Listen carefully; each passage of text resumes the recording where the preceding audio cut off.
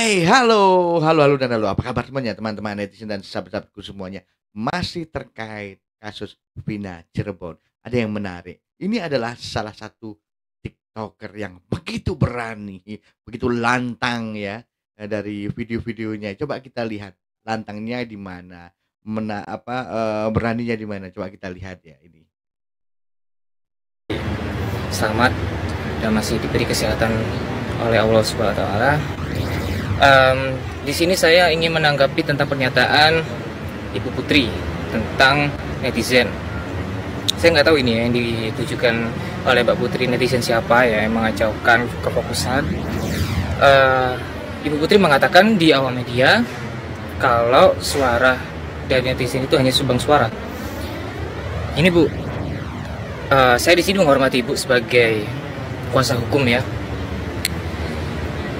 Ibu sendiri mengatakan, Ibu sendiri ini kecewa sama pihak kepolisian karena kedatangan Ibu waktu ketemu Kapolda Jabar dicegah, ditolak.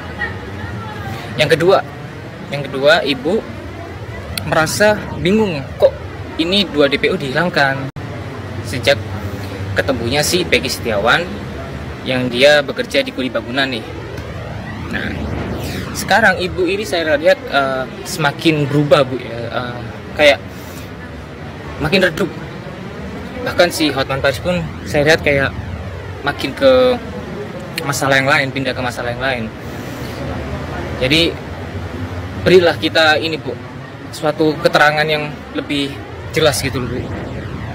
Karena apa? Kuasa hukum dari Peggy Setiawan pun saya setuju. Karena apa? DPO yang ditujukan kepada Peggy Setiawan itu tidak persis sama yang dikatakan oleh kertas DPO itu. Peggy Perong atau Peggy Setiawan saja Bu. Sekarang masukkan yang ini Bu, seorang intelijen ya untuk mencari kasus itu mempunyai ilmu yang tinggi Bu. Masa selama itu 8 tahun hanya bisa menangkap seorang kuli bangunan, terus bukti-buktinya hanya sebuah raport yang mau diperiksa Bu ya. Yang kedua saya ingin menanggapi tentang Linda ini videonya banyak sekali ya yang ngirim ke saya tentang Linda ini kesurupan beneran apa enggak gitu kan. Ini ya saya agak ketawa waktu Linda itu ada videonya yang bilang kayak gini, netizen kalau ingin mengungkap kasus panggil saja itu setannya, kalau ngomong sama orangnya sama aja kayak orang gila. Ini netizen bukan yang menghina loh ya, dia sendiri akhirnya yang menghina.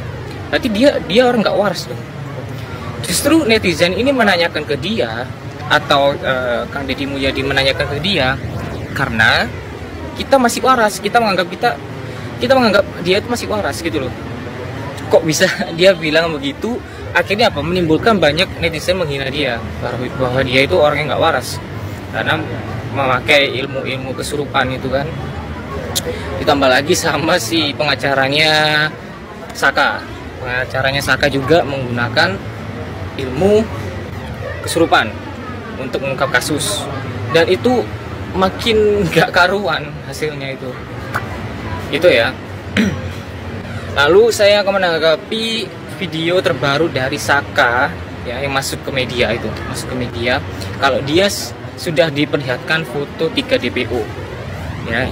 3 DPO itu Peggy alias Perong, kedua Andi, dan yang ketiga si Dani. Ini saya nggak tahu ya Saka ini kayak ketakutan atau dia ini tahu atau nggak tahu, itu masih jadi pertanyaan gitu. Seharusnya kalau memang pernyataan Saka itu memang benar, dia diperlihatkan oleh polisi tentang foto 3 DPO itu, polisi seharusnya bisa nangkap tuh. Seharusnya itu aja. Karena gini loh, seorang penyidik itu belum tahu wajahnya itu, mereka itu bisa membuat sketsa gambar, bisa nangkep wajah gambarnya siapa. Nah ini sudah dapet wajahnya gitu ya, kok belum bisa ketangkep sampai 8 tahun ini, itu aja. Dan hasil penyidikan setiap tahun berubah. Dan apa ya, Saka ini kayaknya harus perlu dilindungi. Dia itu kayaknya ketakutan atau gimana untuk tentang kasusnya ini. Ditambah lagi saya melihat ada seorang cewek video itu ya yang bikin apa namanya,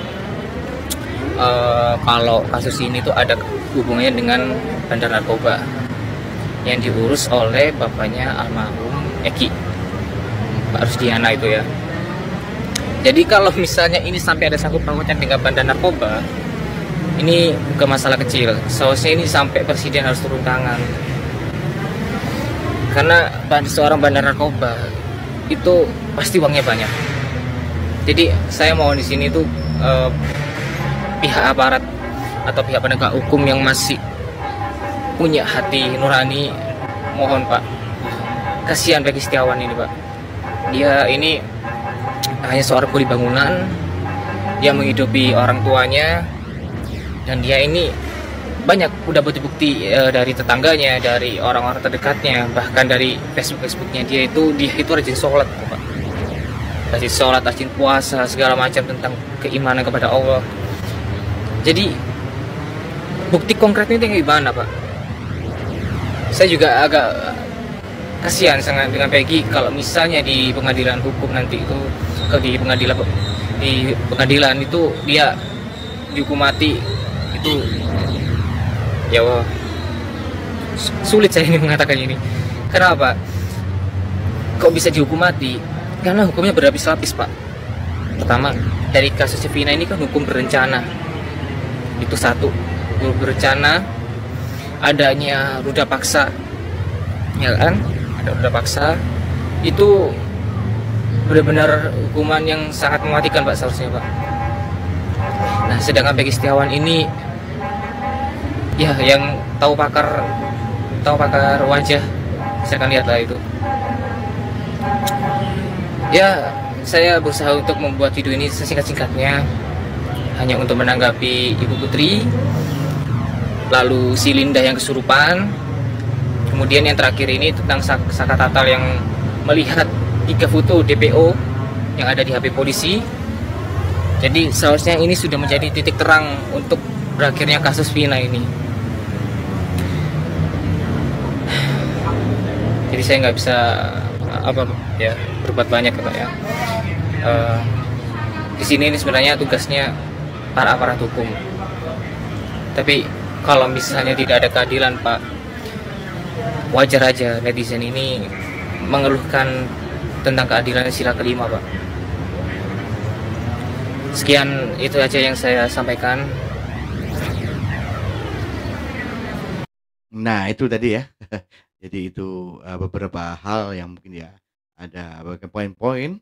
Yang pertama adalah Putri ya, pengacara Vina ya, terus pengacara Saka Tatal, terus ada Linda yang disebut-sebut juga yang terakhir adalah pihak kepolisian ya. Itu adalah tuntutan dia, mungkin ya curahan hati dia ya. Bagaimana teman-teman semuanya? Terima kasih sudah menyimak video ini ya. Kita ketemu lagi di video berikutnya tentunya ya. Salam sehat untuk kalian semuanya.